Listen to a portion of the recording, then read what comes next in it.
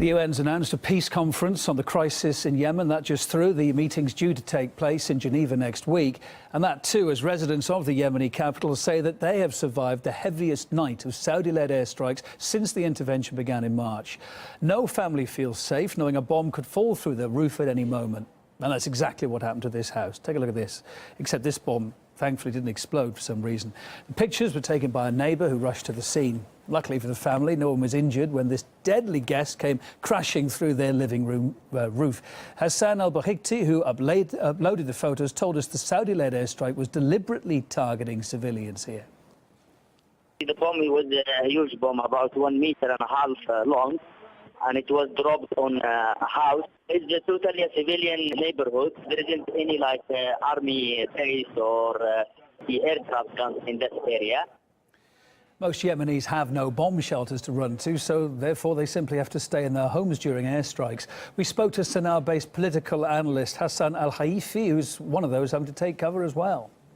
As you see now, I have my lights off because to avoid being observed by air raid. We are back in the war situation after a 5-day relative truce. We are now getting almost by the hour, every hour, a new raid in the capital city itself. People are terrified. My daughter, for example, yesterday had to leave her house again because the bombing was so severe. We are really in a very critical position. We don't really have a food shortage yet, but we are getting closer to it. 2 months of siege and a blockade. It is very hard to conceive what will happen in the next month or two if no replenishment of used stock is made. When we come back, the train strained for German passengers today as drivers go on an indefinite strike. That and a lot more of the world news too with me, Kevin Owen. Hope you can stay with me.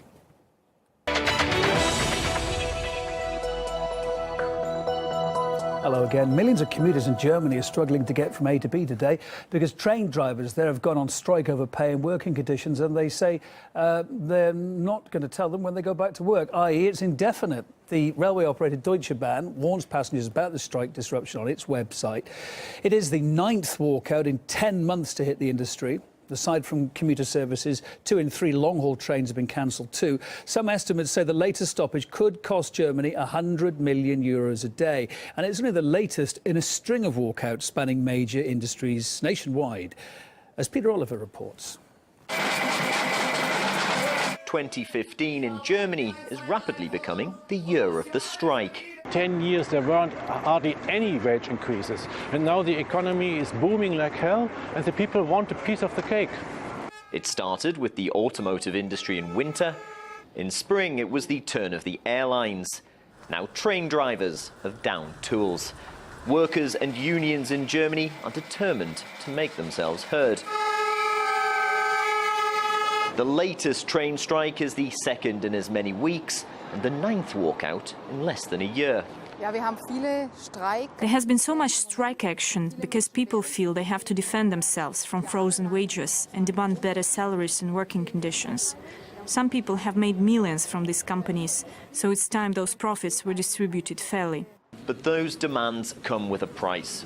The previous week-long strike by the train drivers' union, demanding a 5% wage hike and shorter working hours, cost Deutsche Bahn, the German rail operator, around €750 million, which doesn't bode well for the latest walkout.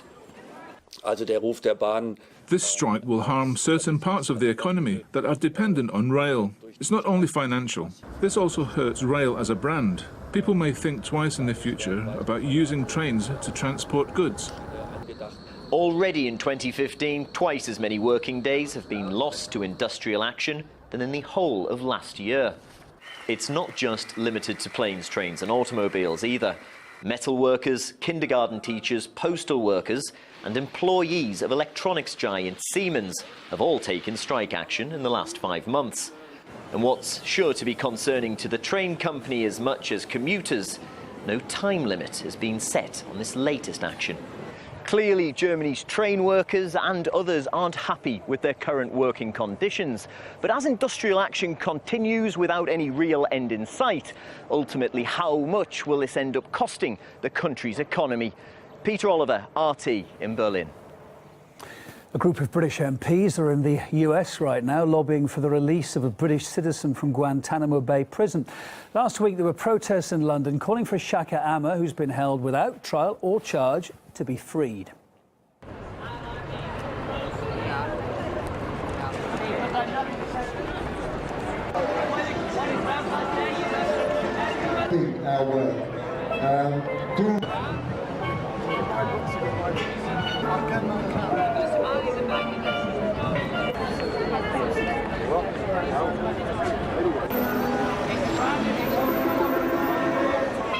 Shaka Ammer is the father of 4 and has never even seen his youngest child. At one time, US Army translator he's been detained in Guantanamo prison for more than 13 years now. He was suspected of having terrorism links, but was also twice cleared for release. RT correspondent Manuel Rapallo takes a look next at the diplomatic efforts ongoing to pull Ammer from political and legal limbo. This isn't the first time that this issue has been brought up by high British officials. We can point to a recent trip by Prime Minister David Cameron, who met with President Obama about just that. Now, this delegation of Parliament members here in Washington are hoping to convince senior U.S. officials to expedite the release of Shaka Ammer. Now, RT did get a chance to catch up with 2 of these Parliament members and obtain exclusive interviews. Take a listen to that. We're concerned for his future, we're concerned for his health, and we're concerned for justice because there's no charge against him, there's been no legal process against him. He's a man who should be freed. We got across our point, we met a great deal of sympathy from the Senator and gave us a very good hearing, and we're hopeful that that will increase the momentum. This trip by British Parliament members also arrives on the heels of demonstrations in Great Britain urging for the release of Shaka Ammer. Now, the U.S. government has held a total of 9 prisoners, including Ammer, since the start of the war on terror. Of course, this trip and these demonstrations that we've seen also underscores the much larger issue of closing down the Guantanamo prison facility once and for all. Manuel Rapallo, RT, Washington. Next, Islamic State fighters have set their sights on the ancient Syrian city of Palmyra, and they're just 2 kilometers away from it. RT Arabic obtained this exclusive video from inside the tense city. The only thing keeping Islamic State at bay right now is the Syrian army, which has control of the nearby heights, giving it a massive strategic advantage at the moment. A lot of refugees from nearby villages overrun by ISIS have previously fled to Palmyra. Every home in Palmyra has taken from 5 to 15 refugee families from such areas as Al-Amire, Al-Malif. They all need help. The Syrian army and the People's Self-Defense Forces were able to repel the terrorist attack on the city of Palmyra. Today, most of the areas of the city live in peace and safety.